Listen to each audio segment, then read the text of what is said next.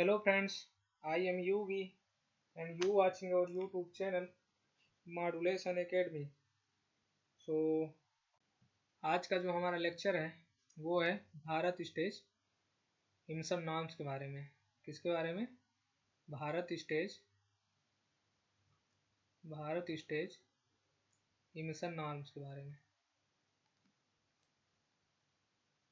ठीक है, ये इसलिए क्योंकि BS6 जो है हमारा अभी लेटेस्ट जो है BS6 जो है आपका जो है न्यूज़ में। ठीक, इसकी वजह से हमें भारत स्टेज इमसन नॉर्म्स के बारे में पूरा पढ़ लेना चाहिए, किसी न किसी एग्जाम में पूछेगा तो। ठीक है, इसी को भारत स्टेज नाम को जो है शॉर्ट में क्या बोलते हैं? BS नॉर्म्स भी बोलते हैं। ठीक ठीक, तो अभी जो हाल फिलहाल में लागू होने जा रहा है इंडिया में वो कौन सा है? भारत स्टेज 6। ठीक, और अभी जो चल रहा था, कौन सा रहा था? भारत स्टेज 4 चल रहा था। ठीक, भारत स्टेज 4 चल रहा था। ठीक, तो अभी तक ये 6वां स्टेज लागू होने वाला है। ठीक, तो हमें जो है भारत स्टेज नाउन्स के बारे में जो है थोड़ा सा बैकग्राउंड में देख लेते हैं कि कैसे कैसे वर्ड में।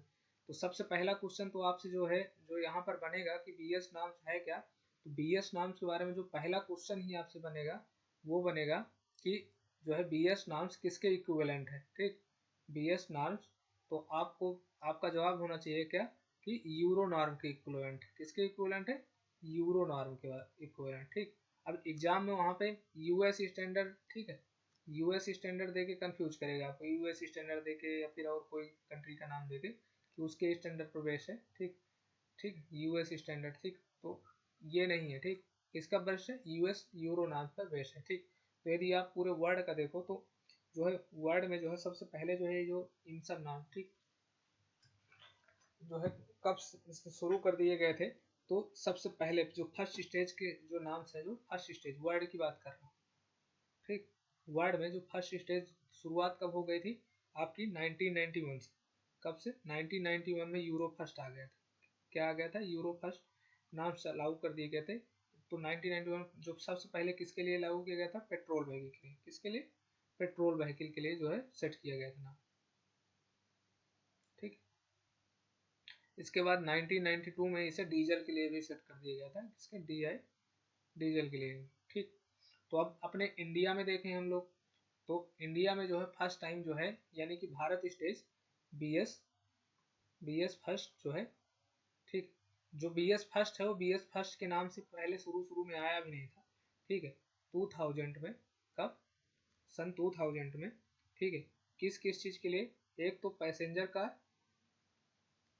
ठीक, पैसेंजर कार और कमर्शियल व्हीकल के लिए।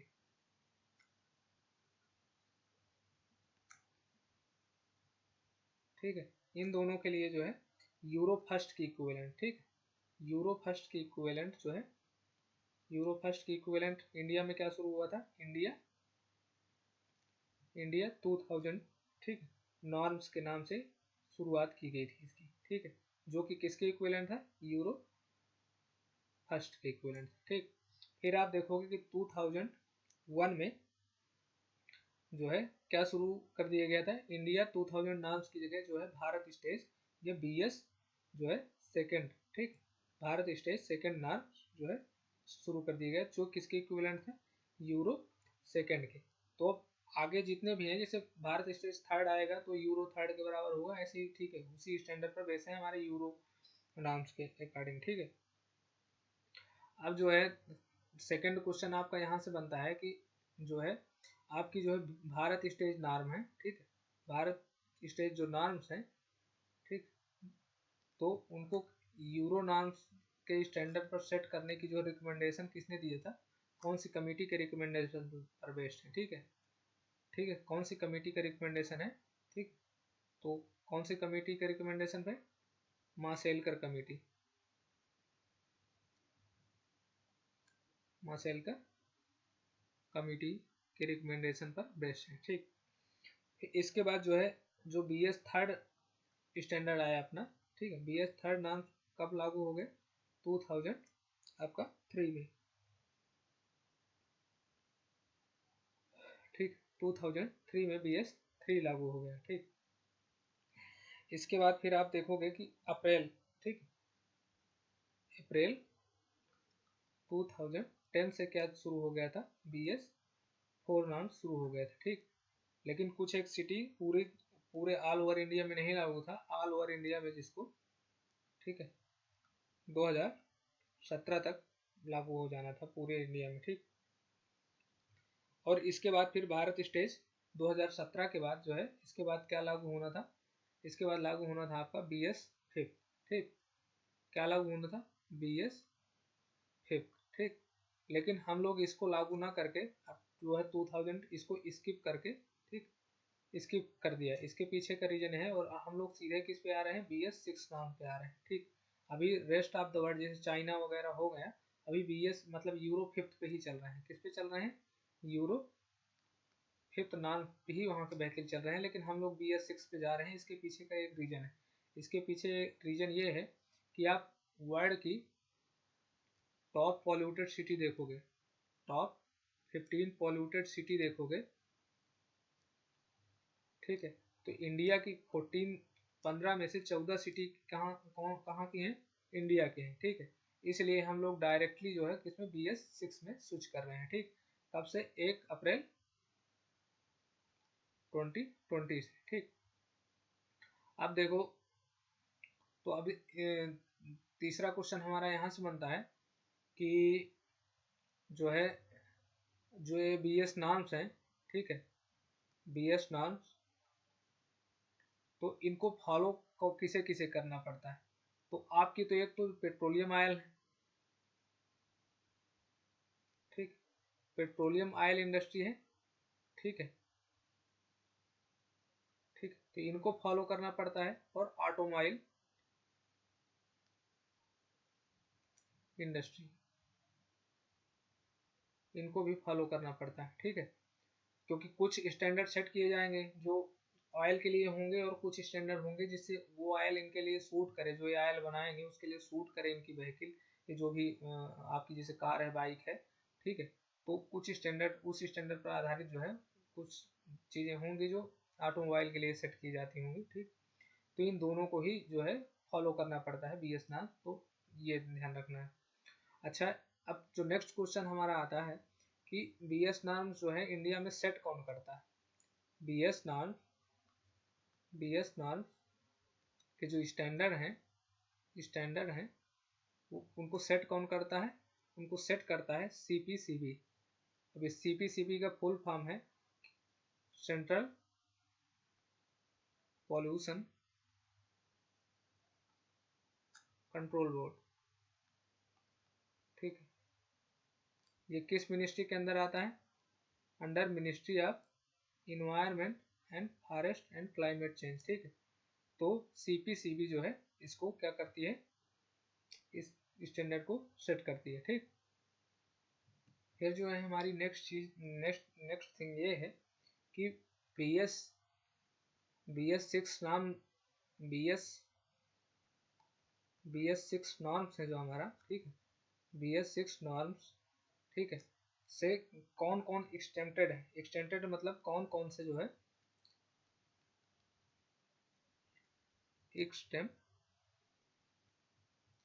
ठीक है, किसे किसे जो है इसको फॉलो करने की जरूरत नहीं है, ठीक है। किसके व्हीकल होंगे जो इस नॉर्म को यदि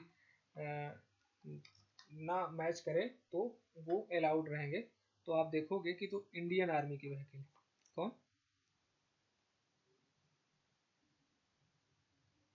ठीक है, तो आप देखोगे कि कौन इससे एक्सटेंटेड है, तो आर्मर्ड, ठीक,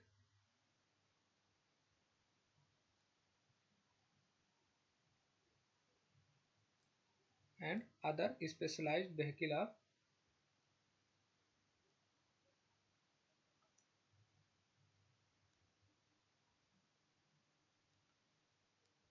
किसके, ठीक है, जो आप इंडियन आर्मी और जो हमारे जो है जो भी अपने आर्मर्ड जो है व्हीकल का यूज करती है, ठीक है, इंडियन आर्मी और पैरामिलिट्री फोर्स, कौन, इंडियन आर्मी, ठीक है, इंडियन आर्मी और पैरामिलिट्री, ठीक, अर्धसैनिक बल है जो, ठीक।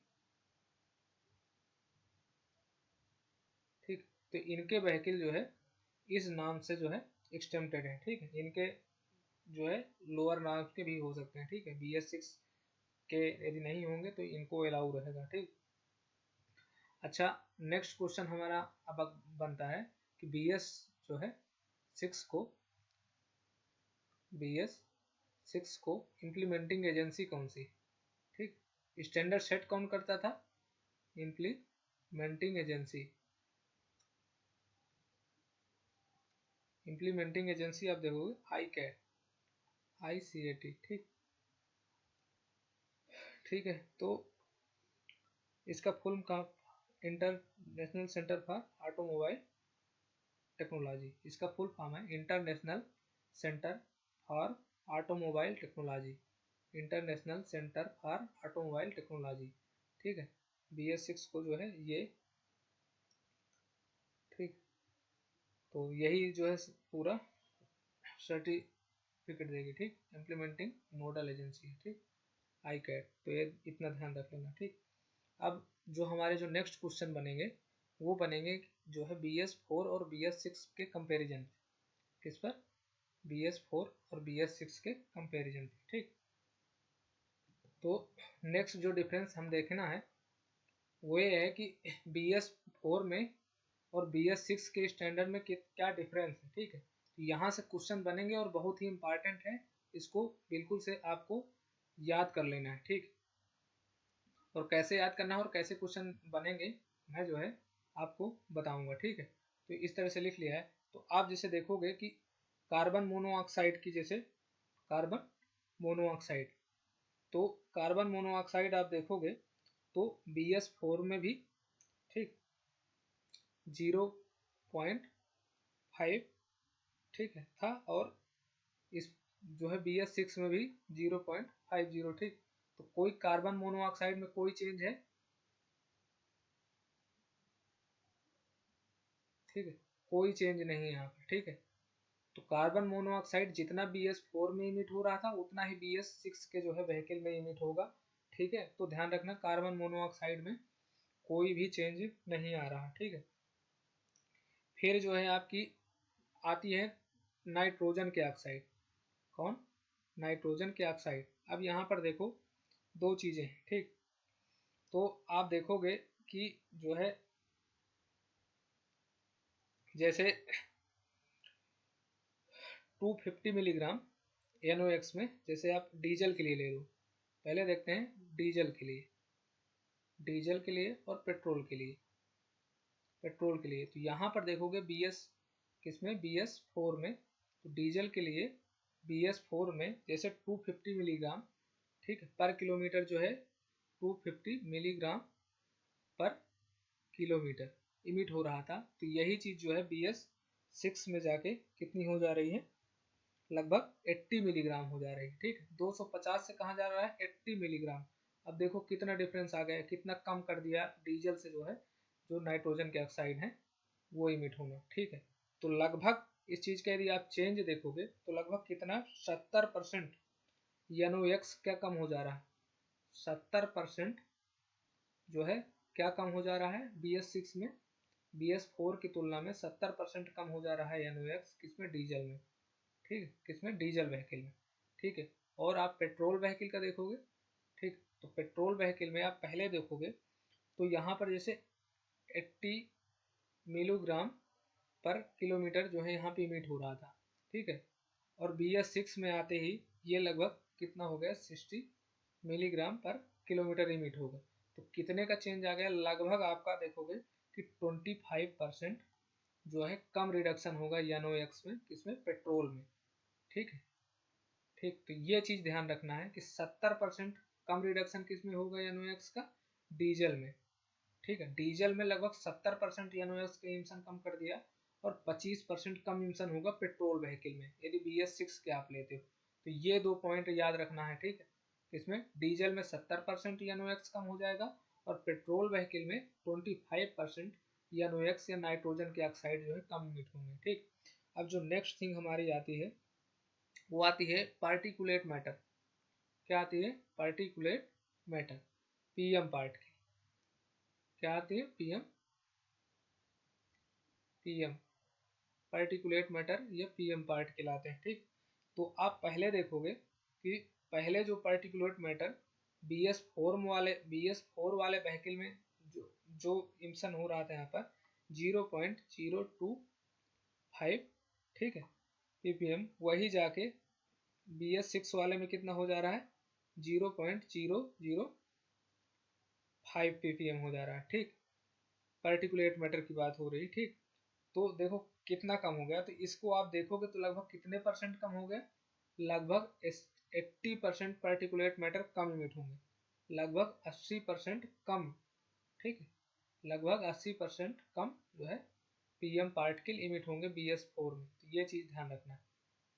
ठीक, फिर जो हमारी नेक्स्ट चीज आती है सल्फर के लिए, क्या आती है सल्फर। ठीक, तो आप सल्फर का देखोगे तो देखो BS4 में कितना हो रहा था 50 ppm इमिट हो रहा था। ठीक है, सल्फर, और जो है यही जाके BS6 जब नाम आ जाएंगे तो लगभग 10 ppm हो जाएंगे, तो लगभग कितने 40 ppm कम हो गया। तो आप परसेंटेज निकालो कि कितना कम हो गया, तो लगभग क्या हो गया 80% जो है सल्फर जो है क्या हो गए कम हो गए, या 5 गुना कम हो गए, 5 गुना कम इमिट होंगे। ठीक है, तो ये डिफरेंस से जो है क्वेश्चन पक्का बनेगा, तो आपको ध्यान रखना है। ठीक, क्या ध्यान रखना है कि जो है एक तो ये ध्यान रखना है कि BS4 में कार्बन मोनोऑक्साइड के इमिशन में BS4 में और BS6 में कोई अंतर नहीं है, तो पहला पॉइंट ये याद रखना है। फिर दूसरी चीज नाइट्रोजन के ऑक्साइड में आ जाना, तो नाइट्रोजन के ऑक्साइड में आते ही डीजल व्हीकल में 70% इमिशन कम हो जाएगा। ठीक है, सल्फर और नाइट्रोजन ऑक्साइड का, और पेट्रोल व्हीकल में 25% इमिशन कम हो जाएगा। तो 2 पॉइंट ये याद रह जाएंगे। ठीक है, नाइट्रोजन ऑक्साइड पेट्रोल के लिए 25% और डीजल के लिए 70%। ठीक है, और पार्टिकुलेट मैटर और सल्फर के लिए, पार्टिकुलेट मैटर और सल्फर के लिए, ठीक, तो इनमें देख लेना कि दोनों में 80% जो है सल्फर भी 80% कम रिडक्शन होगा और पार्टिकुलेट मैटर भी कम इमिट होगा। ठीक है, सल्फर वाले में याद रख लें कि 50 ppm एडिट होता था BS4 में और 10 ppm रह जाता है BS6 में। ठीक है, तो कितना लगभग 5 गुना का। तो ये जो लास्ट वाला कॉलम है, ये इसको यदि आपने समझ लिया हो, ठीक है, ये पूरी तरह से याद कर लेना, इनमें से क्वेश्चन आएंगे। ठीक है, क्योंकि 1 अप्रैल 2020 से इसको लागू होना था। ठीक है, सो आई होप कि BS4 में और BS6 में आप डिफरेंस अच्छी तरीके से आप समझ गए होंगे। ठीक, फिर जो हमारी नेक्स्ट थिंग, ठीक है, तो हमने BS4 और BS6 के पूरे डिफरेंसेस हमने देख लिए हैं। ठीक है, फिर अब हम अपने एयर पोल्यूशन के आगे बढ़ते हैं। तो अभी गवर्नमेंट ने क्या है, तो जो है नेक्स्ट चीज देखना है हमको, national air quality index.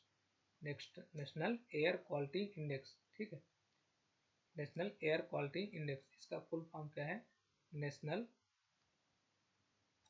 Air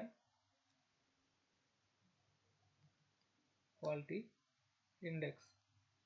ठीक, तो ये नेशनल एयर क्वालिटी इंडेक्स ये किस किस चीज के पार्ट के तहत है, स्वच्छ भारत अभियान का।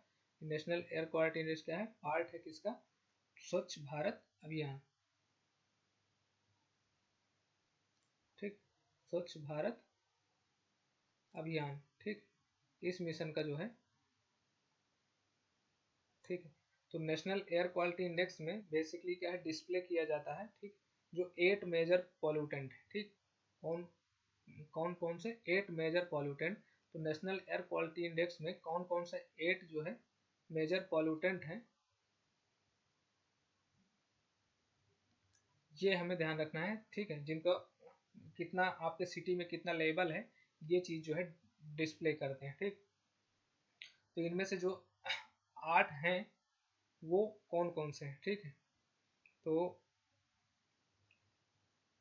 देखो, जो नेशनल एयर क्वालिटी इंडेक्स में जिन 8 मेजर जो पॉल्यूटेंट हैं वो कौन कौन से हैं, NH3, ठीक, अमोनिया, ठीक, अमोनिया के बाद कार्बन मोनोऑक्साइड, ठीक है, फिर जो है लॉफिंग गैस, ठीक है, N2O लाफिंग गैस, ठीक, फिर आप देखोगे ओजोन है, जो ग्राउंड लेवल, कौन सी ओजोन की बात कर रहे हैं, ग्राउंड लेवल ओजोन की बात कर रहे हैं, ठीक है, जो पॉल्यूटेंट का काम करती है, ठीक, ग्राउंड लेवल ओजोन की बात हो रही है। फिर जो नेक्स्ट है वो सल्फर डाइऑक्साइड है, सल्फर डाइऑक्साइड, ठीक, तो कितने हो गए, 1 2 3 4 5 हो गए, ठीक है। और इसके बाद फिर बाकी के 3 क्या है, PM2.5, ठीक है, PM10 और लेड, ठीक। तो ये लेड अलग है तो ध्यान रख लेना। अब देखो ये 8 हैं, ठीक, तो कौन कौन से हैं, ठीक है, ये शायद पूरा ध्यान याद होंगे, एक वैसे एक तरीका है कैसे याद रखो, लेकिन ये याद नहीं रहेगा, बार बार वो आपको वहाँ पे CO2 बोलेगा, नेशनल एयर क्वालिटी इंडेक्स में कौन सी गैस है, तो अब देखो ये 8 के नाम याद रखो, ठीक है। तो इन 8 के यदि नाम याद रखना है तो कैसे, एक ऐसे याद रख लो कि अमोनिया, अमोनिया को हंसाकर, ठीक है, ओजोन, ओजोन सल्फर डाइऑक्साइड हो गई, क्या हो गई, ओजोन सल्फर डाइऑक्साइड हो गई, ठीक है। अमोनिया को का मतलब कार्बन मोनोऑक्साइड, N2O मतलब लाफिंग गैस, मतलब हंसाकर का मतलब है लाफिंग गैस, ठीक है। Ozone ground level, sulphur dioxide हो गई, तो 5 ये हो गए। फिर लेड और PM2.5 PM10, ठीक है। लेकिन देखो ध्यान ये रखना, ये शायद सब भूल भी जाए, लेकिन ये ध्यान रखना कि कौन सी गैस नहीं है, ठीक है, ये ध्यान में रह जाएगा, CO2 नहीं है, ध्यान रखना, क्या ध्यान रखना है, कौन सी गैस नहीं है, नेशनल एयर क्वालिटी इंडेक्स में कौन सी नहीं, ये चीज ध्यान रख लेना कि CO2 नहीं, वो बार बार CO2 आपको ऑप्शन में देगा, तो नेशनल एयर क्वालिटी इंडेक्स में कौन सी गैस शामिल नहीं है, CO2 गैस नहीं शामिल है, तो ये ध्यान रख लेना, ठीक है, ठीक। क्योंकि पहले पॉल्यूटेंट की, जैसे पॉल्यूटेंट को मेजर कर रहे हैं, जो एयर पॉल्यूशन को मेजर कर रहे हैं, तो आपके पहले दिमाग में कार्बन डाइऑक्साइड को तो मेजर कर ही रहे होंगे, नहीं, कार्बन डाइऑक्साइड को इसमें नहीं मेजर कर रहे हैं, ठीक है, क्योंकि हार्मफुल उस तरह से नहीं है ह्यूमन बीइंग के लिए, ठीक है। ये कार्बन मोनोऑक्साइड जैसे दम घोटू गैस है, ठीक है, ये सारे ह्यूमन हेल्थ के लिए हजार्डस हैं, इसलिए जो है इनका जो है मेजर करते हैं, ठीक। तो कार्बन डाइऑक्साइड नहीं है इसके अंदर, तो ये ध्यान रखना है, ठीक है। अच्छा, अब जो है नेशनल एयर क्वालिटी इंडेक्स है, ठीक है, तो ये जो पूरा डेटा है, ठीक है, नेशनल एयर क्वालिटी इंडेक्स का जो है पूरा डेटा है वो डिस्प्ले कहाँ पे किया जाता है, ठीक। तो इसके लिए गवर्नमेंट ने क्या लॉन्च किया है, आपका समीर ऐप, कौन सा, समीर ऐप, ठीक, समीर ऐप, ठीक। ये मोबाइल एप्लीकेशन है जिसमें किसका डेटा, ठीक है, आवरली बेसिस पर, ठीक है,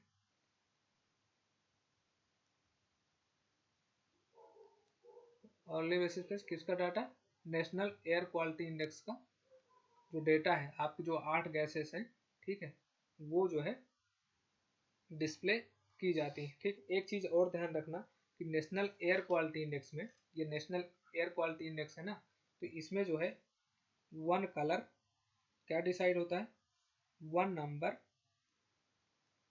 ठीक है, वन नंबर, ठीक है, वन कलर, ठीक, वन कलर और वन डिस्प्ले,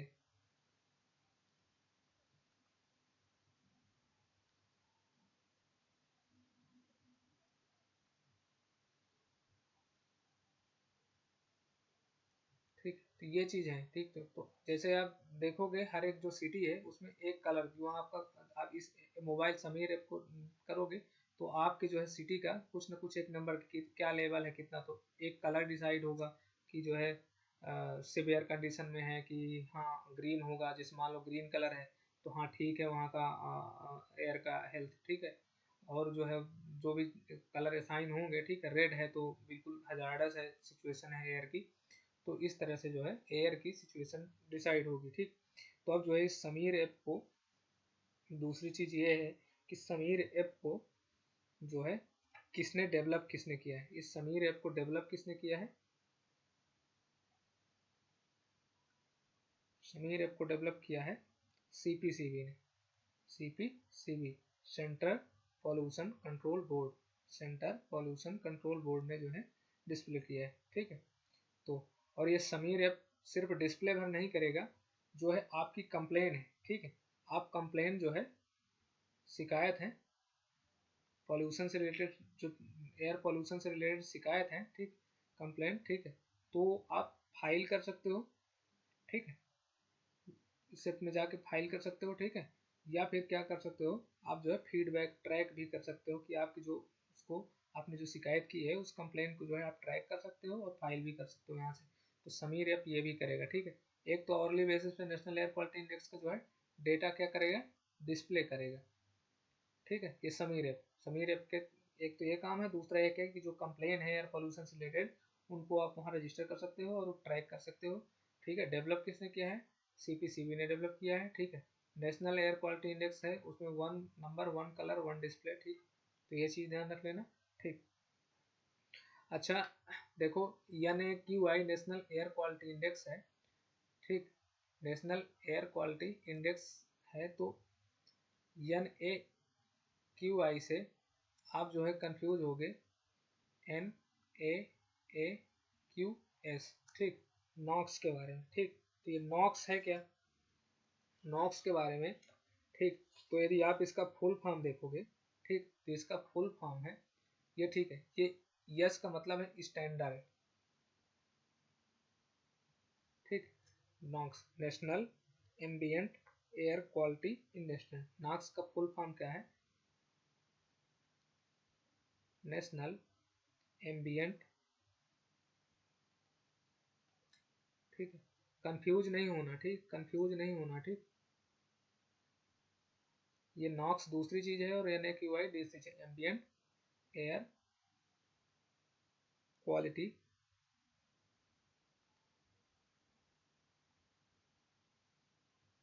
ठीक। तो जो है आपके नेशनल जो भी जिस जगह पे हो आप सिटी, वो जो बेसिकली एयर क्वालिटी कितनी होनी चाहिए वहाँ पे, कितना जो है कार्बन मोनोऑक्साइड इससे ज़्यादा नहीं होना चाहिए, नाइट्रोजन के ऑक्साइड वहाँ पे इससे ज़्यादा नहीं होनी चाहिए, इससे ज़्यादा PM पार्टिकल नहीं होना चाहिए, इस तरह से कुछ स्टैंडर्ड सेट किए होंगे, ठीक है। स्टैंडर्ड निर्धारित है, किसने निर्धारित किया है, किसने ये स्टैंडर्ड डेवलप किसने किया है, US ने, ठीक है, USA, ठीक है, अमेरिका के डेवलप स्टैंडर्ड है, ठीक। तो इसमें से किन किन गैसों के लिए, इसमें से बस इतना है, नॉक्स क्या है, US का है, ठीक है, नेशनल एम्बियंट। और इसमें क्या कितने हैं, तो आप तो जो है जो 8 गैसेस हैं जो हमारे नेशनल एयर क्वालिटी इंडेक्स में, वो पूरे, ठीक है, अमोनिया को हंसाकर नाइट अमोनिया को हंसाकर क्या था, अमोनिया को हंसाकर ओजोन सल्फर डाई ऑक्साइड हो गए, ठीक। तो 8 वो हो गए, PM2.5, PM10 और, ठीक।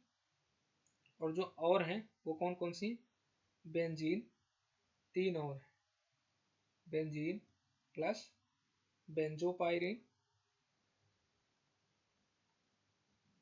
बेंजोपायरीन प्लस जो है निकिल, ठीक। तो ये 3 और हैं, इन इन पूरे कितने 11 का कितना मानक है वहाँ पे, कितना होना चाहिए, ठीक है, ये चीज़ डिसाइड है। तो बस इसमें से यही देखना कि 8 जो हमारी नेशनल एयर क्वालिटी इंडेक्स वाला याद ही कर लिया होगा कि अमोनिया को हंसाकर, अमोनिया से अमोनिया, ऐसे देखो,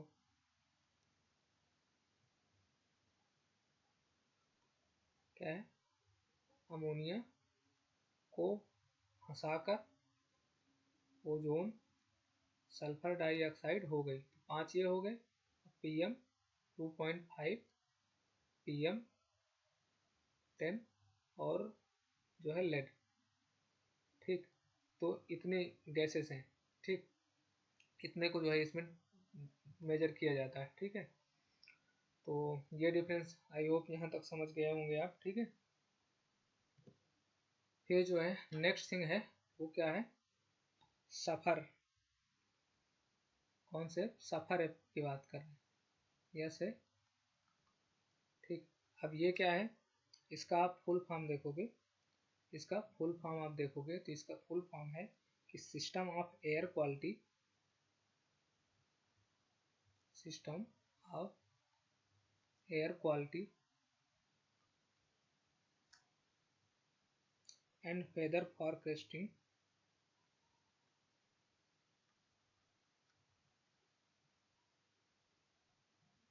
वेदर फॉरकास्टिंग एंड रिसर्च, ठीक। तो ये भी बेसिकली क्या करता है, मॉनिटर करता है बहुत सारे पॉल्यूटेंट को, ठीक है, ठीक, बहुत सारे पॉल्यूटेंट को मेजर करने के लिए, ठीक। और ये फॉरकास्ट करने के लिए जो सुपर कंप्यूटर का यूज करता है, ठीक, ठीक। तो वेदर को फॉरकास्ट करने के लिए जो सुपर कंप्यूटर का यूज करता है वो कौन सा है, ठीक है। वेदर फॉरकास्टिंग के लिए, इसके लिए पहले से जो फॉरकास्टिंग का मतलब ये है कि जो पहले से प्रिडिक्ट करना है कि कैसा वेदर का कंडीशन वहाँ पे रहेगा, ठीक है, क्या लेवल है तो पॉल्यूटेंट का, ठीक है। फॉरकास्टिंग के लिए कौन सा सुपर कंप्यूटर का यूज करता है फॉरकास्टिंग के लिए, ठीक, आदित्य का, आदित्य सुपर कंप्यूटर का ही यूज करता है किसके लिए, फॉरकास्टिंग के लिए, ठीक। फिर जो है इसमें ये सफर इसको इंट्रोड्यूस किसने किया है, इंट्रोड्यूस किया है इसको, introduced by ministry of earth science, ठीक, मिनिस्ट्री ऑफ अर्थ साइंस, ठीक।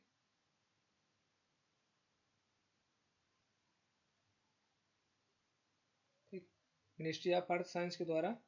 और इसको डेवलप किसने किया है,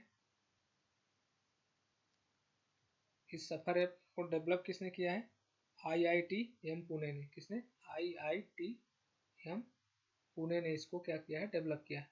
IITM का मतलब पुणे इंटर जो है Indian inter tropical metrology Pune, ठीक है, Indian institute of tropical metrology Pune के द्वारा, ठीक है। सफर ऐप किसके द्वारा जो है डेवलप किया गया है, IITM पुणे के द्वारा, ठीक है। और इंट्रोड्यूस किसने किया, मिनिस्ट्री ऑफ अर्थ साइंस ने, ठीक है। सुपर कंप्यूटर कौन सा यूज करते हैं फॉरकास्टिंग के लिए, आदित्य का, ठीक है। और आप देखोगे पॉल्यूटेंट किस किस को जो है, कौन कौन से पॉल्यूटेंट जिनको ये, ठीक है, मेजर करते हैं, ठीक है। तो आप देखोगे इसमें पीएम पीएम जो है 1 है, पीएम 2.5 है, ठीक है। फिर पीएम 10 है, पीएम 10 है, ठीक। ऐसे ही O3 है, O3 है, क्या है, O3 ओजोन, ठीक, ओजोन है। फिर आप देखोगे CO है, ठीक। इसके बाद फिर NOx है, ठीक, NOx को मेजर करता है, SO2 के मेजर करता है, ठीक है, ठीक। और CH4 मेथेन को भी मेजर करता है, ठीक है। सफर में ध्यान रखना NAQI से कंफ्यूज मत होना, ठीक है। और नॉन मेथेन हाइड्रोकार्बन, ठीक, ठीक। आप ऊपर का मिटा दूं, नोट कर लिया हो तो, ठीक है। यदि नोट कर रहे थे तो ठीक है, नहीं तो दोबारा सुन लेना, ठीक है। नोट नहीं करते हो तो दोबारा सुन लिया करो, कौन सी वैसे भी डेटा की कमी है, ठीक है। फालतू की चीज़ें देखने में ही तो डेटा ख़राब होता है या फिर फालतू चला जाता है। जब भी खाली रहो तो सुन लो, ठीक है। CH4 और कौन कौन से पॉल्यूटेंट होंगे, नॉन मेथेन हाइड्रोकार्बन, मेथेन तो एक हाइड्रोकार्बन है ही, बाकी जो हाइड्रोकार्बन है, ठीक, बाकी के बचे हाइड्रोकार्बन, ठीक है। और वोलाटाइल ऑर्गेनिक कंपाउंड, ठीक है, VOC, benzene, mercury mercury mercury benzene, ठीक है, जाइलिन, टॉलुइन, ठीक, ये भी लेटेस्ट एडेड है, ठीक। तो इन सब में देखो इतने सारी चीज़ें आपको याद रहेंगी नहीं, ठीक, इतनी सारी चीज़ें याद नहीं रहेंगी। अब उसमें से वो ये सब पूछेगा भी, तो बस इसमें से जैसे नेशनल एयर क्वालिटी इंडेक्स के लिए याद किया था कि CO2, ठीक है, CO2 को नहीं कवर करता, तो बस यही भर पॉइंट याद कर लेना बस, कि इसमें जो है सफ़र के बारे में पहले देख लें, मिनिस्ट्री ऑफ अर्थ साइंस के अंदर में डेवलप किसने किया है, IITM ने, ठीक है। और पॉल्यूटेंट है, ठीक है, फॉरकास्टिंग के लिए सुपर कंप्यूटर कौन है, लेकिन CO2 को नहीं मेजर करता, ठीक है। तो ये चीज़ ध्यान रख लेना बस, यही पॉइंट, इतने सारे नाम तो याद नहीं रह पाएंगे, ठीक है। लेकिन CO2 को नहीं, एक नाम तो याद रह ही जाएगा, CO2 को नहीं है, बाकी देख लेना। और इसी में कंफ्यूज करेगा। ऐसे ही नेशनल एयर क्वालिटी इंडेक्स में था, ठीक है। तो ये सारी चीज़ें हैं जो आपको ध्यान रखना है, ठीक। सो फ्रेंड्स, लगभग हम लोगों ने एयर पॉल्यूशन का ये हमारा समझ लो लास्ट लेक्चर है, ठीक। और बस 2 4 6 पॉइंट और बचे हैं जो मैं आपको बिल्कुल छोटे छोटे हैं जो मैं बता देता हूँ, ठीक है। तो यदि आपके जो है आपके काम के वीडियो लेक्चर हैं और अच्छा लग रहा है और आपसे क्वेश्चन हो पा रहे हैं तो प्लीज़, अभी तक आपने हमारा चैनल सब्सक्राइब नहीं किया है तो प्लीज़ सब्सक्राइब करें, ठीक है। और बेल आइकॉन पे जो है क्लिक करें, ठीक है, ताकि जो भी नया वीडियो आए तो आपको तुरंत जो है नोटिफिकेशन मिल जाए, ठीक है। तो अब जो छोटे छोटे पॉइंट हमारे कुछ एक बचे हैं वो ये है कि जैसे देखो डस्ट पॉल्यूशन है, डस्ट पॉल्यूशन, ठीक, डस्ट पॉल्यूशन, ठीक। डस्ट पॉल्यूशन को कंट्रोल करने के लिए जो है रोड के किनारे जैसे जो भी ट्री हैं, ठीक, ट्री पेड़, ठीक, डस्ट पॉल्यूशन को कंट्रोल करने के लिए कौन सा पेड़ जो है सबसे उपयुक्त है, तो सीता अशोक, ठीक। सीता अशोक का पेड़ जो है, कौन सा पेड़, सीता अशोक का डस्ट पॉल्यूशन, ठीक, धूल प्रदूषण, धूल प्रदूषण को जो कम करने के लिए सबसे उपयुक्त पेड़ है, ठीक, कंट्रोल करने के लिए ट्री है, जो पेड़ है सबसे उपयुक्त है वो कौन सा है, सबसे सही है वो सीता अशोक का पेड़ है, ठीक है। अब इसकी सीता अशोक की यार हिंदी क्या होती है ये पता, वो इंग्लिश क्या होती है इसकी पता नहीं, कुछ ऊट पटांग में बता दूं आपको, ठीक है। बेसिकली ये पॉइंट हमने घटना चक्र से देख के जो है प्रीवियस ईयर क्वेश्चन से है, ठीक है। फिर जो है नेक्स्ट चीज आप देख लो कि जो है जैसे फ्रिज, जो फ्रिजेज में कौन सी गैस यूज होती है, फ्रिजेज में गैस जो यूज होती है वो कौन सी, मेफ्रान गैस होती है, ठीक, कौन सी, में मेफ्रान गैस यूज की जाती है कि ठंडी करने के लिए, ठीक है। लेकिन जो बड़े जो पावर जो प्लांट होते हैं, ठीक है, जो लार्ज प्लांट होते हैं, ठीक, ठीक, तो वहां पे रेफ्रिजरेंट के रूप में क्या यूज किया जाता है, ठीक। रेफ्रिजरेंट का मतलब जैसे फ्रिजेज में जो है रेफ्रिजरेंट के रूप में किसका यूज किया जाता है, मेफ्रान गैस का, ठीक है। लेकिन जो बड़े बड़े इंडस्ट्री होती है, बड़े बड़े प्लांट होती हैं, तो वहां पर ठंडा करने के लिए जो है एज ए रेफ्रिजरेंट के रूप में कौन सी क्या यूज किया जाता है, तो अमोनिया, क्या यूज किया जाता है, अमोनिया, ठीक। तो ये ध्यान रख लेना, ठीक। अच्छा, फिर देखो नेक्स्ट चीज है जो स्टील इंडस्ट्री है, कौन सी, स्टील इंडस्ट्री, ठीक। तो स्टील इंडस्ट्री में से कौन कौन सी पॉल्यूटेंट गैसेस निकलती हैं, एक तो आपकी CO निकलती है, ठीक है। फिर जो है सल्फर के ऑक्साइड निकलते हैं, ठीक, और नाइट्रोजन के ऑक्साइड निकलते हैं, ठीक है, और कार्बन डाइऑक्साइड निकलती है, ठीक। लेकिन ये CO गैस क्यों निकलती है, ठीक। तो आप जैसे ब्लास्ट फर्नेस है, कौन सी, ब्लास्ट, ठीक है, ये इसी को क्या बोलते हैं, वात्या भट्टी बोलते हैं, ठीक। तो वात्या भट्टी में इस ब्लास्ट फर्नेस में बेसिकली होता क्या है कि कार्बन जो है बर्न किया जाता है, ठीक है, इसमें लिमिटेड O2 के प्रेजेंस में, ठीक है। तो जब पर्याप्त मात्रा में O2 है नहीं तो जो है CO2 में पूरी तरह से क्या प्रेजेंस में, ठीक। तो जब O2 पर्याप्त मात्रा में है नहीं तो पूरी तरह से CO2 में CO जो है CO2 में बदल नहीं पाती, इस ये रीजन है CO निकलने का, ठीक है। तो ये चीज़ ध्यान रखना। फिर जो है नेक्स्ट थिंग है कि आपका जो पावर प्लांट है, थर्मल पावर प्लांट, ठीक, कौन सा, थर्मल,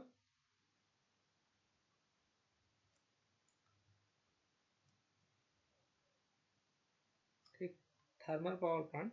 तो इनमें से किस किस टाइप के पॉल्यूटेंट, जैसे आपकी CO2 निकलेगी, ठीक है, SOx निकलेगा, ठीक, और N2O निकलती है यहाँ से, ठीक, और जैसे फ्लाई एश निकलती है, फ्लाई एश, ठीक। तो फ्लाई एश में क्या क्या रहता है, एक तो आपका लेड रहता है उसी में, ठीक, क्योंकि और है तो उसमें ये सब चीज़ें रहेंगी अशुद्धियाँ ही, ठीक है। तो आर्सेनिक रहता है, ठीक है, आर्सेनिक, ठीक, क्या, आर, ठीक, फ्लाई एश में, ठीक, और जो है आपका कुछ कॉपर भी प्रेजेंट रहता है, ठीक। तो यही सब पार्टिकुलेट मैटर है, ठीक है, एरोसोल जो भी बने, ठीक। तो इतनी चीज़ें थी। सो सो गाइज, मैंने पूरी तरह से एयर पोल्यूशन में से जो जो चीज़ें मुझे जहाँ से जो भी जिस सोर्स से जो भी इम्पॉर्टेंट मिली पुराने ईयर क्वेश्चन पेपर से लेके जो भी है, तो मैंने पूरी तरह से एयर पोल्यूशन को कवर कर दिया है, ठीक है। आई होप कि आपने जो है बहुत कुछ सीखा भी होगा, ठीक है, और आपको पसंद भी आया होगा, ठीक। सो एक बार फिर से बोलता हूँ कि यदि आपने अभी तक चैनल को सब्सक्राइब नहीं किया है तो प्लीज़ चैनल को सब्सक्राइब कर लें।